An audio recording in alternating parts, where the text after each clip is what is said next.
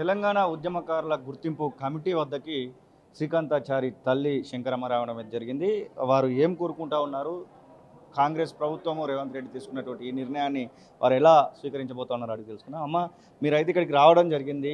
ఆ ఉద్యమకారుల కమిటీ చేస్తున్నటువంటి ఆ ప్రక్రియను కూడా చూశారు కదా, ఎట్లా అనిపిస్తూ ఉంది మీకు? అంటే ఆ రోజు కొంతమందికి ఆ గవర్నమెంట్లో జరిగింది. ఈ గవర్నమెంట్లో పూర్తి స్థాయిలో కూడా అమరవీరుల కుటుంబాలకు న్యాయం జరుగుతుందని అనుకుంటున్నాను.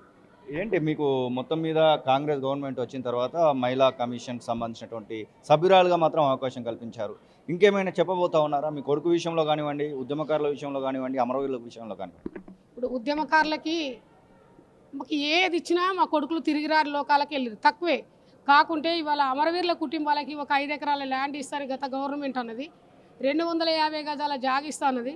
25,000 పింఛన్ ఇస్తా అని అన్నది. ఈ రేవంత్ రెడ్డి గారు వచ్చినాక మేనిఫెస్టోలో పెట్టినారు. 6 గ్యారెంటీలలో ఉన్నది. కాబట్టి మేము అమరవీరుల కుటుంబాల తరఫున నేను కోరుకునేది ఒకటే, మాకు ఎక్కడే కానీ ఒక 5 ఎకరాల ల్యాండు, ఒక 250 గజాల ఇల్లు జాగాలు, 25,000 తల్లిదండ్రులకు పింఛన్ ఇవ్వాలని కోరుకుంటున్నా.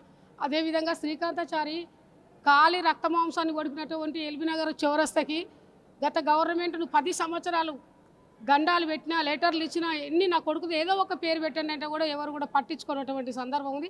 ఆ సీఎంలు చేయలేని పని ఈ సీఎం గారు చేస్తారని నాకు నమ్మకం ఉంది. ఇప్పుడు అక్కడ కట్టినటువంటి కొత్తపేటలో కట్టినటువంటి కిమ్స్ హాస్పిటల్కి శ్రీకాంతాచారి పేరు పెట్టాలి. జయంతి కానీ వర్ధంతి కానీ అధికారికంగా చేయాలి. వాళ్ళు ఏం కోరుకోలేదు. ఎన్ని రాష్ట్రాన్ని కోరుకున్నారు, 4 కోట్ల ప్రజలకు కోరుకున్నారు.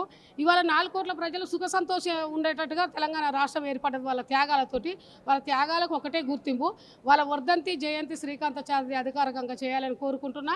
మరి అదేవిధంగా అమరవీరులకు, మిగతా అమరవీరులకు, ఉద్యమకారులు కూడా ఎంతోమంది అసలు ఆస్తులు అమ్ముకొని కూడా ఉన్నటువంటి ఉద్యమకారులకు కూడా న్యాయం జరగలేదు. కాబట్టి ఈ గవర్నమెంట్లో న్యాయం జరుగుతుందని నమ్మకం ఉంది.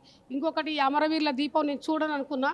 ఎందుకంటే అమరవీరుల దీపంగా కట్టిరు. ఓపెనింగ్ రోజు మా అమరవీరుల తల్లిదండ్రులతో చేస్తారేమో అనుకున్నాం, కానీ మేము చూడలేదు. ఇవాళ ఈ అవకాశం వచ్చింది, అమరవీరుల కుటుంబాలకు పిలుపునిచ్చిరు. ఈ అవకాశం వచ్చింది, ఈ అమరుల దీపం చూస్తున్నా. ఇందులో నా కొడుకును కూడా అమరుల త్యాగాలను చూసుకుంటున్నా. ఇంకా మీరు ఏం చెప్పారు? ఉద్యమకారులకు సంబంధించినటువంటి విషయంలో ఏమైనా రిప్రజెంటేషన్ ఇచ్చారా కేకే కమిటీకి? నేను కేసీఆర్ కమిటీకి ఏమి ఇవ్వలేదు. చాలామంది కేకే కమిటీకి ఇవ్వలేదు. ఉద్యమకారులు చాలామంది అందరికీ ఉద్యోగాలు రావన్నా రావు, అందరికి ల్యాండ్ రావాలన్నా రావు, అందరికి పదవులు రావాలన్నా రావు. ఎవరి త్యాగం ఎలాంటిది, ఎవరి త్యాగం ఎలాంటిది, అన్ని త్యాగాలను గుర్తించి ఏదో స్టెప్ బై స్టెప్ వాళ్ళకు ఏదో విధంగా న్యాయం జరిగేటట్టు చేయాలని కోరుకుంటున్నాం. ఇది శంకరాచారి తల్లి శంకరమ్మ చెప్తున్న మాటలు. మొత్తం మీద గత ప్రభుత్వం చేసినటువంటి దానికి కొనసాగింపుగా ఈ ప్రభుత్వం అందరికీ న్యాయం చేయాలనేటువంటి మాటనైతే వారు చెప్తున్న పరిస్థితి. కెమెరా పర్సన్ అజార్తో శ్రీనివాస్, తొలివెలుగు, హైదరాబాద్.